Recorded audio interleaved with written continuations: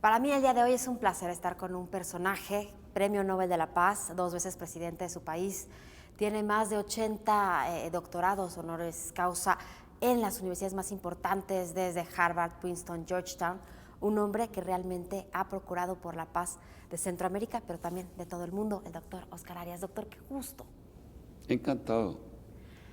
¿Cómo nace un Premio Nobel de la Paz? ¿Cómo fue su infancia? ¿Tiene un padre que también es político, abogado, igual que usted? Bueno, no mi padre, pero sí mi abuelo. Por el lado de mi padre sí fue un político, diputado, presidente del Congreso, ministro varias veces. Y por ahí es que yo posiblemente saque mi vena política. Yo sí, desde muy jovencito quise servirle a mi país, ir a la vida pública. Soñaba con poder alcanzar la presidencia algún día, y entonces leía biografías de estadistas, de gente importante. ¿Cuál fue la primera biografía que leyó que le marcó? Posiblemente fue Napoleón, Disraeli, Gladstone, Lincoln, Thomas Jefferson. Posteriormente, ya de estudiante, tuve la oportunidad de escribirle a Kennedy y bueno, Churchill, De Gaulle, Adenauer, los grandes líderes de los 50s y 60s. Y ya para entonces ya había terminado la universidad en Costa Rica y después me fui a sacar un doctorado en ciencias políticas en el Reino Unido. En la Universidad de Essex, ¿no? En la Universidad de Essex, sí. Escribí un libro que se llama ¿Quién gobierna en Costa Rica?, sobre el liderazgo formal en mi país. Y estudié en Costa Rica un poco de economía, un poco de derecho para conocer esas dos disciplinas. Y tuve la suerte que llegando de regreso a mi país, pues di clases en la Universidad de Costa Rica, que era el propósito, pero también me involucré en la política y de ahí fui ministro a los 30 años. Así Bueno, es que después comencé de todas las temprano. biografías, los personajes que me acaba de mencionar, que le han atraído mucho, además de ser políticos, la gran mayoría han sido grandes estrategas, que sin duda no se puede ver una política sin estrategias si se quiere tener buenos resultados. Usted ha tenido estrategias muy importantes, sobre todo el momento tan complicado que le tocó en un Centroamérica con mucho conflicto. Bueno, la verdad es que sí, nunca me había imaginado cuando era ministro o diputado que me tocaría ser presidente, que ganaría las elecciones en un momento en que Centroamérica vivía un conflicto muy sangriento. Dictaduras terribles. Guerras, guerras civiles, donde las dos superpotencias de entonces, la Unión Soviética y los Estados Unidos, como solía decir yo, ellos ponían las armas y nosotros los centroamericanos poníamos los muertos. Era una guerra en que ellos no arriesgaban vidas, pero sí apoyaban militarmente a la guerrilla, la Unión Soviética, a la guerrilla marxista de El Salvador y de Guatemala, y al ejército y al gobierno sandinista en Nicaragua, y los Estados Unidos a los gobiernos de El Salvador y de Guatemala y a la contra nicaragüense. Un momento muy difícil. ¿Cómo empieza? Porque por supuesto usted me dice, nosotros estábamos, Centroamérica estaba poniendo a los muertos, que quizás es lo que más duele, lo que más lastima a una región. ¿Cómo hace la estrategia para tratar y para empezar con la paz en esta región? Mire, durante la campaña política yo hablé de la necesidad de buscar una solución negociada, diplomática, mediante el diálogo a la crisis militar centroamericana. Pero hasta ahí, porque yo apoyaba la iniciativa de paz de Contadora, donde México ejercía un liderazgo importante con otros países latinoamericanos.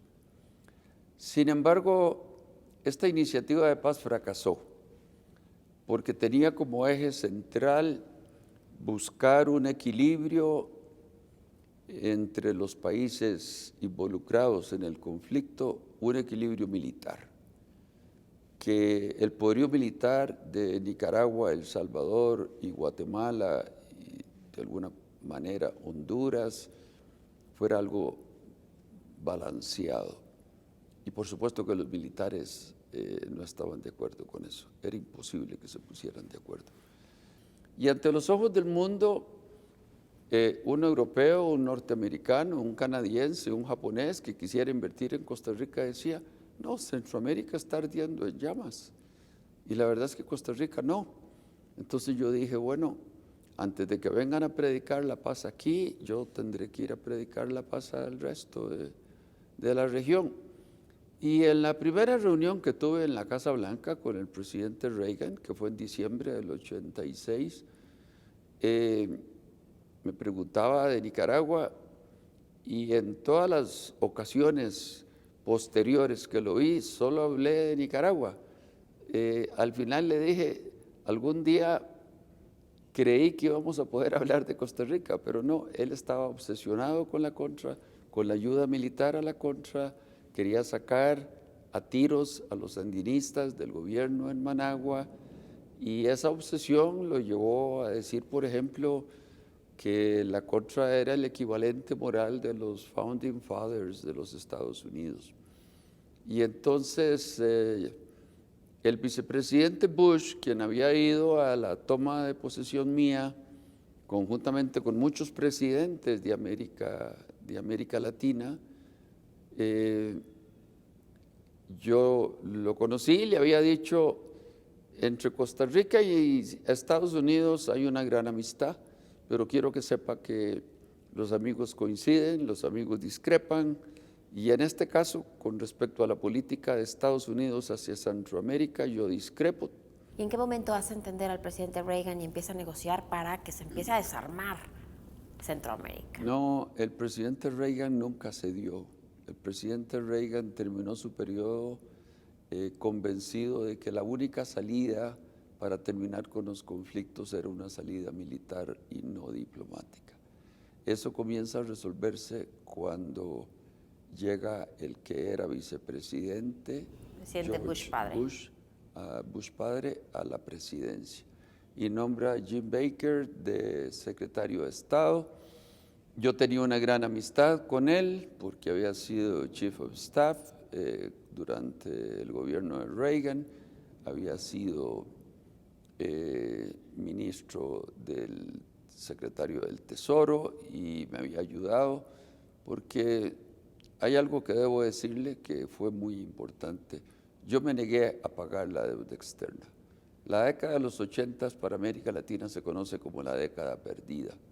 Para Costa Rica no lo fue. Yo me negué a pagar la deuda externa, a amortizar la deuda externa y a sentarme a renegociarla con nuestros acreedores. En el Club de París, en el Fondo Monetario, con el Banco Mundial, con el BID, con otros países. Y los Estados Unidos me ayudó. Me ayudó después de que habíamos firmado la paz en agosto del 87 en Ciudad de Guatemala, y me ayudó sobre todo después de que me galardonaron con el Premio Nobel de la Paz. Y esos recursos que iban a amortizar la deuda externa del país, los utilicé para el desarrollo, y para nosotros no fue una década perdida. ¿Cómo se le hace el no tener armas para poder proteger una región y para poder generar la paz? No, yo no he dicho que no hay que tener armas. Yo lo que he dicho es que no hay que tener ejércitos y que hay que controlar el comercio de armas. Y casualmente en mi segundo gobierno yo había redactado en los años 90 un código de ética sobre el comercio de armas que eventualmente se transformó en un tratado sobre el comercio de armas. Y en el 2006, cuando me reeligieron los costarricenses de presidente, introduje el Tratado sobre el Comercio de Armas, o ATT, por sus siglas en inglés, Arms Trade Treaty. Lo introduje en Naciones Unidas y 7 años después se aprobó.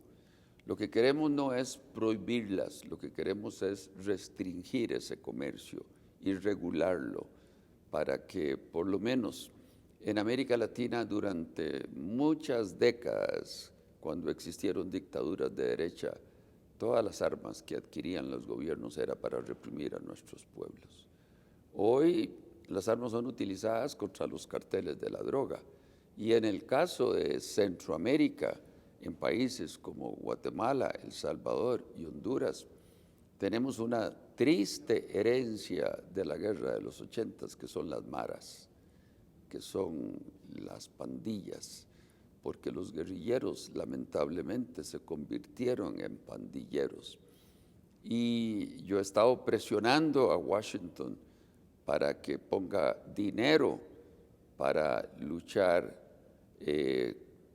por ayudarles a estas pandillas, porque son una generación perdida por la guerra en Centroamérica.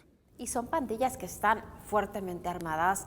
Por supuesto, estamos hablando que el peor problema, el problema más grave de las armas en México, en Centroamérica, incluso en los propios Estados Unidos, es que estas armas ya están en manos de delincuentes, pero sobre todo esta facilidad que tienen para comprar armas en los Estados Unidos sin control alguno y que están llegando, esas son las armas que se venden en Estados Unidos de manera legal, sin control alguno, son las que están llegando a México y a Centroamérica. Así es. En todos mis discursos, en alguna universidad norteamericana o en algún lugar donde tengo que hacer un discurso, mi adversario favorito es el National Rifle Association. ¿Qué son los que están apoyando al candidato republicano? El uso, la venta irrestricta de las armas. Es una asociación muy fuerte. Si supieran, bueno, si se dieran cuenta, o yo imagino que saben, pero reaccionaran al daño que están haciendo con todas estas armas. Pues sí, porque lo que quieren es proteger lo que ellos llaman la segunda enmienda en Estados Unidos, pero les importa muy poco que están debilitando a todos los países vecinos latinoamericanos, porque la facilidad, por ejemplo, con que se adquieren las armas en la frontera México-Norte y de México con Estados Unidos, es como comprarse un taco, que se puede comprar una ametralladora. A ver, presidente Arias, usted es un hombre pacífico, un hombre que la verdad, además de todo, es un hombre muy tranquilo, pero muy aguerrido. ¿No ve muy complicado este tema de control de armas? ¿Cómo desarmas al crimen organizado? ¿Cómo desarmas a las pandillas? ¿Cómo desarmas a los propios ciudadanos que tienen sus armas, como en los Estados Unidos, que después acaban dando a cualquier lugar? ¿Cómo cree que se pueda lograr eso? Bueno, sencillamente en Estados Unidos no se ha podido. Y creo que si gana Hillary Clinton, como todos esperamos, porque no podría el mundo darse el lujo de tener a alguien tan ignorante y tan xenófobo y tan narcisista y tan misógino como Donald Trump. Incluso a los demócratas les va a costar mucho controlar mejor la venta de armas en Estados Unidos, porque si queda una mayoría republicana, como hasta el momento ha existido, ellos se oponen radicalmente a que se regule más la venta de armas. Usted también dijo que lo que había que hacer era invertir mucho más dinero en educación que en cualquier otra cosa para poder tener un país que salga adelante. Yo creo que América Latina no ha logrado dar el salto al desarrollo como lo han hecho los países asiáticos, algunos de ellos. ¿Por qué? Por la mala calidad de la educación. Es decir, no solo cuantitativamente no estamos educando a la mayoría de nuestros jóvenes, sino que la calidad de educación es muy mala. Y como se dice por ahí, no se puede mejorar lo que no se puede medir. Ustedes aquí en México ya pasaron legislación para medir los conocimientos de los educadores y sin embargo ahí están protestando los gremios porque no quieren. No se quieren someter a que se mida el conocimiento de cuánto de matemáticas sabe el profesor de matemática o cuánto de física sabe el profesor de física o cuánto de inglés sabe el profesor de inglés, porque sabe muy poco. Y con esa mala calidad de la educación, en los análisis de PISA, las evaluaciones de PISA que hace la OCDE, América Latina sale muy mal. De tal manera que estamos compitiendo con Corea del Sur, que a veces sale de número 1, de número 2, de número 3, con Singapur igual, Finlandia, que generalmente es el número 1. Le voy a contar una anécdota que le leía a Felipe González. Yo he estado muchas veces en Finlandia, pero le leí a Felipe González, el expresidente español, que decía que en algún momento le pusieron una guía cuando fue a Helsinki, y él le preguntó a la guía, ¿qué estudió usted? Y ella le dice, yo estudié Relaciones Internacionales. ¿Y por qué estudió Relaciones Internacionales? Y ella le contesta, porque las notas de mi universidad no eran tan buenas para hacerme educadora. En América Latina es todo lo contrario. La calidad de la gente que va a la educación lamentablemente no es la mejor. En Finlandia son los mejores graduados los que el gobierno escoge para que sean educadores. Y es inconcebible que una maestra no tenga una maestría. Aquí en América Latina no ese es el caso. Entonces, mientras no seamos capaces de dar el salto al desarrollo, no lo vamos a dar sin duda alguna con la calidad de educación que tenemos. ¿Cómo le informan que es usted ganador del Premio Nobel de la Paz? Bueno, estaba yo con mi esposa y mis hijos en una playa, bastante aislado, y me llaman en la madrugada para decirme que había recibido el Premio Nobel de la Paz. A mí me costó creerlo porque yo ignoraba que había sido nominado. Debo decirle que en el año 87, estando en Harvard, en Boston, llegaron montones de estudiantes latinoamericanos a decirme que me querían nominar. Y yo les dije, ya venció el periodo, háganlo para 1988. De tal manera que en el 87 yo no lo podía creer porque no sabía que me habían nominado 4 suecos. 4 suecos a quienes yo no conocía. Y sin embargo, bueno, fueron ellos los que pensaron, aquel señor que está allá en Centroamérica, en ese pequeño país que se llama Costa Rica, que no tiene ejército, que ha tenido la valentía de enfrentársele a Ronald Reagan y a Mikhail Gorbachev, lo vamos a nominar. Y así fue, ellos fueron los que me nominaron. ¿El día más feliz de su vida cuál ha sido? Pienso que uno de los días más felices fue casualmente el día que firmamos el Plan de Paz, los 5 presidentes en Ciudad de Guatemala, porque el mundo no lo esperaba. Las diferencias entre, por ejemplo, Napoleón Duarte y Daniel Ortega eran tan grandes que nadie vaticinaba que íbamos a llegar a un acuerdo. Yo les había dicho, porque en una biografía de Franklin Delano Roosevelt había leído que cuando tenían problemas 2 ministros, él los encerraba y les decía, no los dejo salir hasta que lleguen a un acuerdo. Les dije a mis colegas centroamericanos, yo los voy a encerrar y de aquí no salimos hasta que lleguemos a un acuerdo. ¿Y cuánto tiempo se tardaron en salir? Muchas horas de mucha discusión. Estábamos los 5 presidentes solos, no había cancilleres. De tal manera que teníamos que ceder nosotros, teníamos que ser flexibles nosotros, teníamos que saber transigir nosotros, porque teníamos el destino de 40 millones de centroamericanos en nuestras manos. Yo apelé a esa responsabilidad y les dije, Si fracasamos y no llegamos a un acuerdo, la guerra continúa. Y ya han muerto suficientes hermanos centroamericanos. Ya es hora de que firmemos un plan de paz para comenzar a negociar ceses de fuego. Y entonces creo que toqué la conciencia, la responsabilidad, el corazón de cada uno de ellos, como para no salir de ese cuarto sin haber llegado a ese acuerdo. Y esa determinación de decir se quedan, porque si no, no hubieran logrado. Qué maravilla poder consensuar de esa manera y poder con pensamientos y con opiniones totalmente encontradas llegar a un acuerdo. Pues sí, es más fácil hacer la guerra que hacer la paz. Sin duda. En una negociación uno no consigue lo que quiere, sino lo que puede. Y por eso es que hay que llegar preparado anímicamente a ceder,